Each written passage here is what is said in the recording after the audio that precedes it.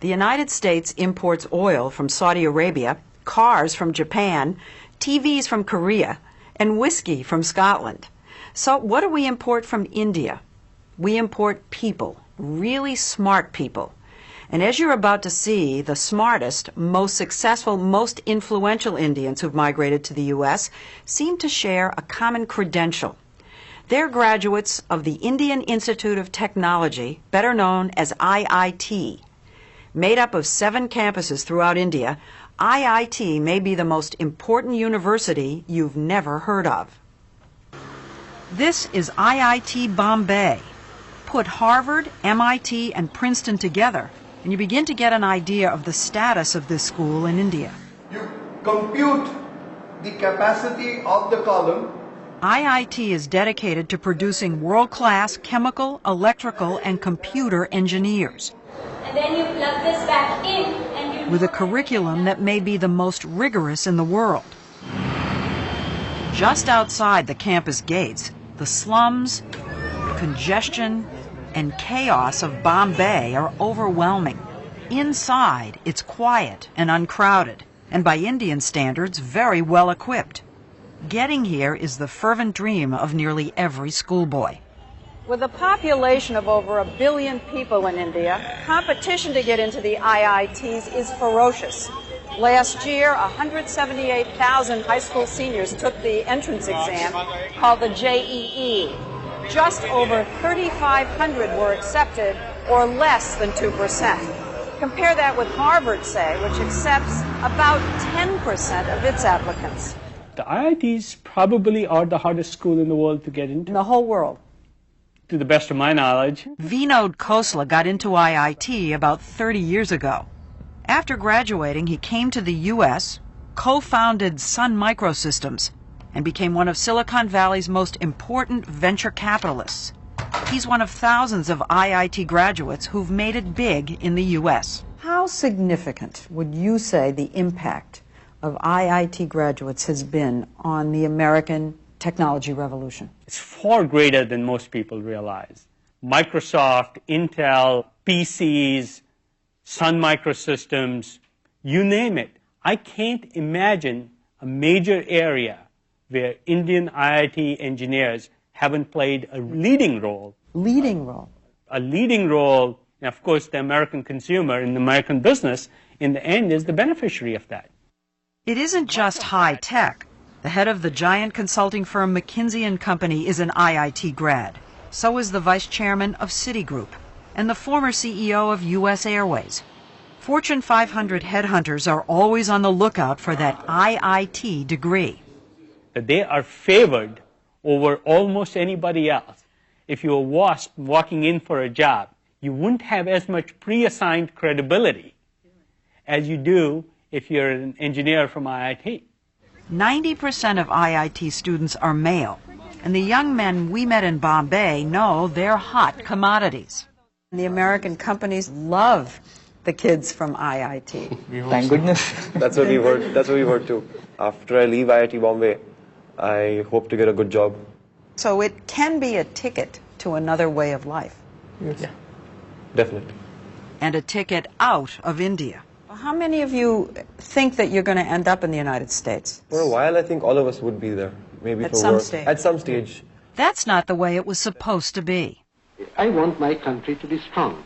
Nehru, India's first prime minister, created IIT 50 years ago, just after independence, to train the scientists and engineers he knew the nation would need to move from medieval to modern. He never imagined India would be supplying brain power to the whole world. Would you say that IIT graduates are India's most valuable export? Yes, undoubtedly. N. Ram, one of India's leading journalists, says that because the stakes are so high, a kid starts preparing early. Age 7, 8, 10. By the 10 you know whether you're made for it or not. This is the truth or not? And at least half of these 10-year-olds told us they think they're made for it. Not food? Yes. But just standing out in school won't be enough. Two valences to the other. At about 16, they enroll in a prep class where they're drilled for the IIT entrance exam. There are even pre-dawn tutoring classes.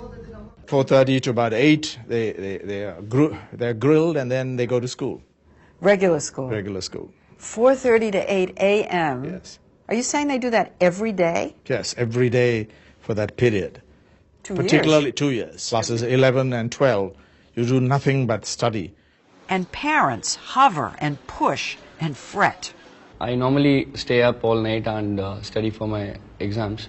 So during this preparation, my mother never used to let me prepare my own cup of tea. So if you stayed up all night, she stayed up all used night to make your stay up tea? with me. Yeah.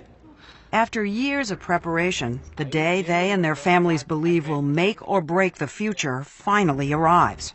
On the day of the exam, my dad, my mom, and my younger brother, they all accompanied me to the center. I said, "Okay, now you can leave. I'll come home on my own."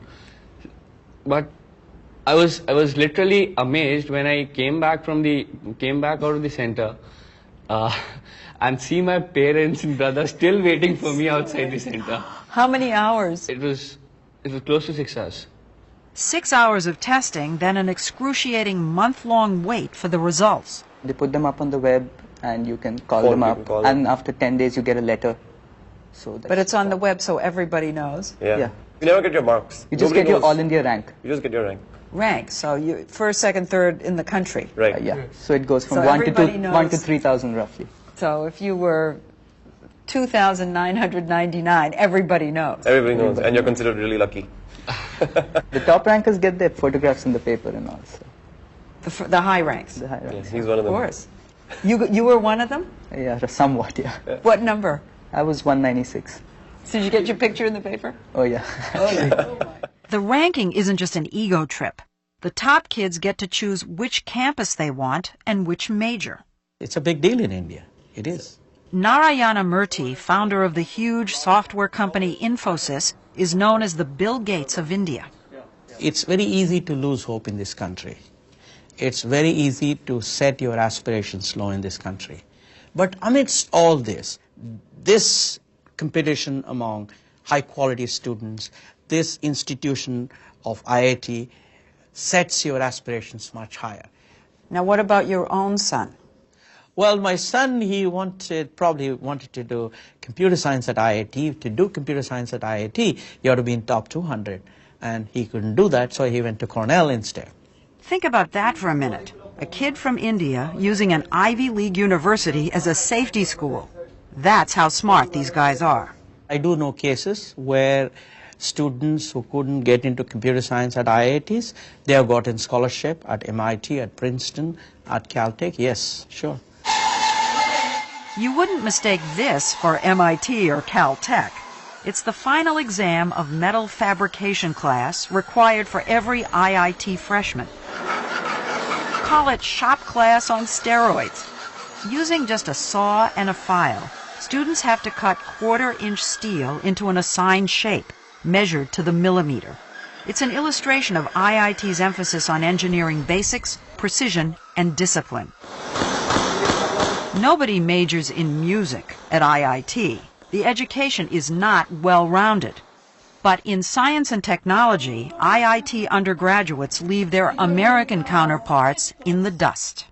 When I finished IIT Delhi and went to Carnegie Mellon for my master's, I thought I was cruising all the way through Carnegie Mellon because it was so easy relative to the education I had gotten at IIT Delhi.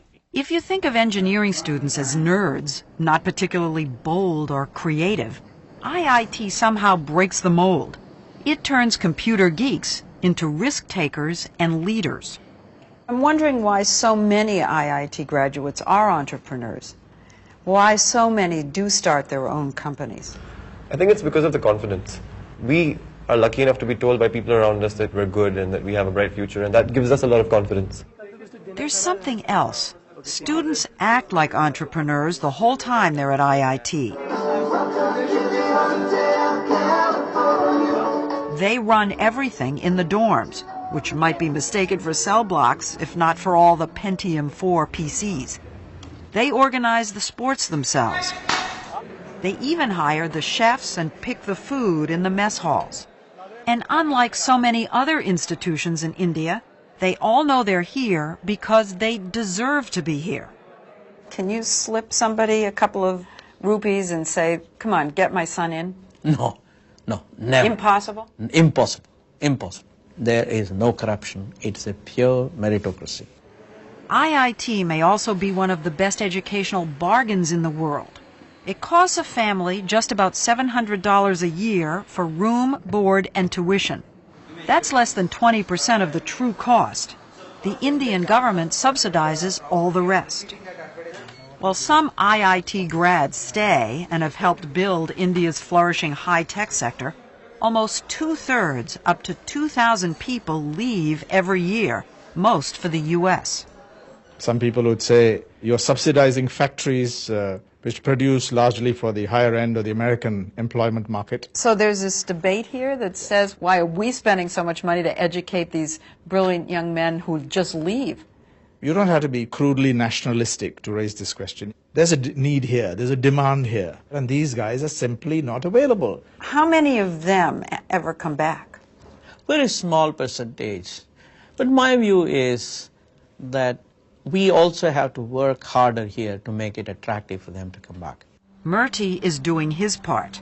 His software company, Infosys, hires about 150 IIT graduates every year to stay and work in India.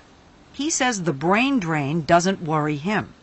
Sure, Nehru wanted all these young men and women to contribute to the success of India, and they are contributing to the success of India in some way, because today the respect for the Indian professional is much higher in the United States than what it was in the 50s. But does that translate into investment money coming into India? Some of these people who have reached the higher echelons in the corporate world in the US, they have persuaded their corporations to start operations in India, whether it's Texas Instruments, whether it's General Electric, whether it's Citibank. So it does mean investment back here? Oh yes, it does mean. I have no question that India now is benefiting significantly from the cycling of knowledge, the back and forth, no question about it. And individual IIT grads are sending lots of money back home, too. But the U.S. still gets the better end of the bargain. How many jobs have entrepreneurs, Indian entrepreneurs in Silicon Valley created over the last 15, 20 years? Hundreds of thousands, I would guess. For this society? For this society here in America. For America to be able to pick off this human capital, these well-trained engineers with great minds, is a great deal.